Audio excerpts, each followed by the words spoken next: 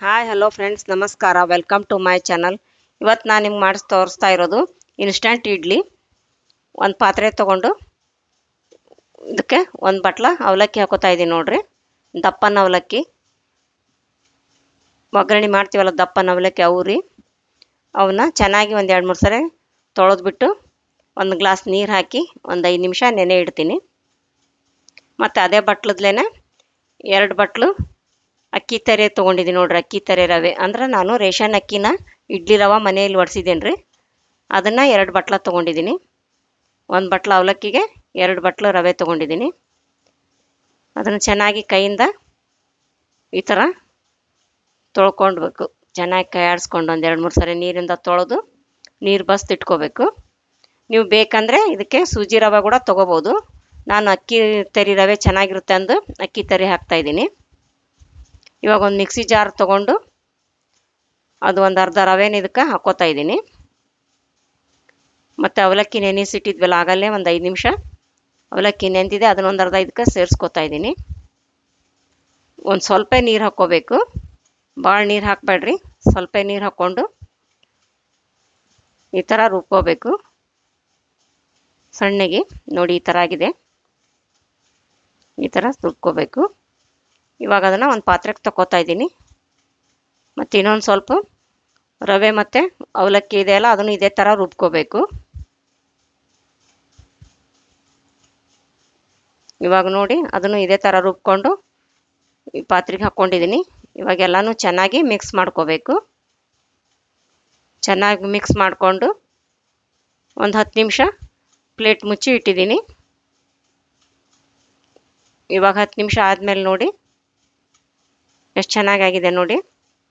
ಇವಾಗೆಲ್ಲ ಚೆನ್ನಾಗಿ ಮಿಕ್ಸ್ ಮಾಡ್ಕೊಳ್ಳಿ.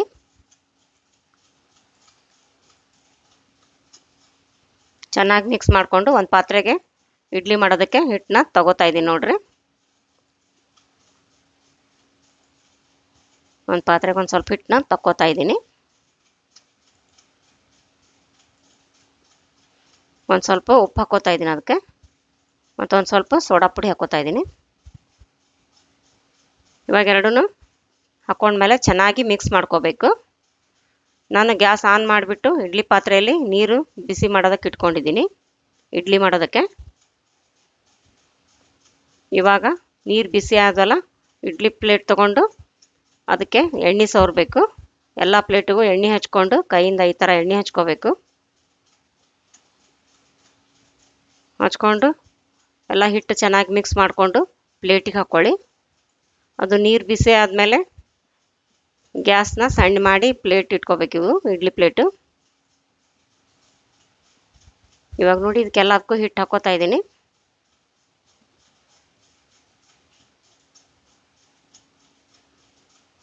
ಎಲ್ಲ ಪ್ಲೇಟಿಗೂ ಹಿಟ್ಟು ಹಾಕ್ಕೊಂಡು ಇವು ತುಂಬಾ ಬೇಗ ಆಗ್ತಾವೆ ನೋಡ್ರಿ. ನಿಮ್ಗೆ ಇಡ್ಲಿ ತಿನ್ಬೇಕಂತ ಅನಿಸಿದಾಗ ದಿಢೀರಂತ ಮಾಡ್ಕೋಬೋದು. ಇವು ರಾತ್ರಿ ಉದ್ದಿನ ಬೇಳೆ ನೆನೆಕಿ ರುಬ್ಬಿಟ್ಟು ಮಾಡೋದು ಏನಿರಲ್ಲ. ನೀವು ಬೆಳಗ್ಗೆ ಎದ್ದ ತಕ್ಷಣ ಕೂಡ ನೀವು ಇಡ್ಲಿ ತಿನ್ಬೇಕು ಅನಿಸಿದ್ರೆ ಈ ಥರ ನೀವು ಮಾಡ್ಕೋಬೋದು, ಬೇಗನೆ ಆಗ್ತಾವೆ. ಇವಾಗ ಉರಿನ ಸಣ್ಣ ಮಾಡಿಬಿಟ್ಟು 10 ನಿಮಿಷ ಬೇಯಿಸ್ಕೋಬೇಕು. ನೋಡಿ 10 ನಿಮಿಷ ಆಯಿತು.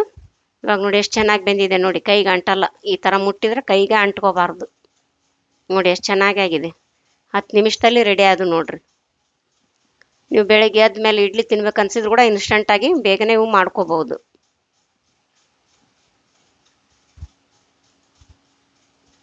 ತುಂಬ ರುಚಿಯಾಗಿರ್ತಾವೆ ನೋಡ್ರಿ. ಮತ್ತು ಬೇಗನೇನೂ ಆಗ್ತಾವು, ಮಾಡ್ಕೋಬೋದು ನೀವು ಬೇಗ. ನೋಡಿ ಎಷ್ಟು ಚೆನ್ನಾಗಾಗಿದೆ ನೋಡಿ. ಬಿಸಿ ಬಿಸಿ ಈಗ ಇಡ್ಲಿ ಮೇಲೆ ತುಪ್ಪ ಹಾಕ್ಕೊಂಡು ನೋಡಿ ತೋರಿಸ್ತೀನಿ ನೋಡ್ರಿ ಇಡ್ಲಿನ ಹೆಂಗಾಗಿದೆ ಅಂತ. ನೋಡಿ ಎಷ್ಟು ಚೆನ್ನಾಗಿ ಬೆಂದಿದೆ ಮತ್ತು ಎಷ್ಟು ಸ್ಮೂತ್ ಆಗಿದೆ ನೋಡಿ. ಮತ್ತು ಬೇಗನೂ ಆಗ್ತಾವು. ನಿಮ್ಗೆ ಇಡ್ಲಿ ತಿನ್ನಬೇಕು ಅನ್ನಿಸ್ದಾಗ ಮಾಡ್ಕೋಬೋದು. ನೋಡಿ ಎಷ್ಟು ಸ್ಮೂತ್ ಆಗಿದೆ. ಇದಕ್ಕೆ ನೀವು ಕೊಬ್ಬರಿ ಚಟ್ನಿ ಆದರೂ ಮಾಡ್ಕೋಬೋದು, ಇಲ್ಲ ಕೆಂಪು ಚಟ್ನಿ ಜೊತೆನಾದರೂ ತಿನ್ಬೋದು. ಬೇಕಂದರೆ ನೀವು ಸಾಂಬಾರು ಮಾಡ್ಕೋಬೋದು. ನೋಡಿ ನಾವು ಕೆಂಪು ಚಟ್ನಿ ಜೊತೆ ಇದನ್ನು ಸರ್ವ್ ಮಾಡ್ತಾಯಿದ್ದೀನಿ. ಈ ವಿಡಿಯೋ ನಿಮಗೆ ಇಷ್ಟವಾದಲ್ಲಿ ದಯವಿಟ್ಟು ಲೈಕ್ ಮಾಡಿ, ಶೇರ್ ಮಾಡಿ ಮತ್ತು ಸಬ್ಸ್ಕ್ರೈಬ್ ಮಾಡಿ. ಬೆಲ್ ಬಟನನ್ನು ಒತ್ತಿರಿ.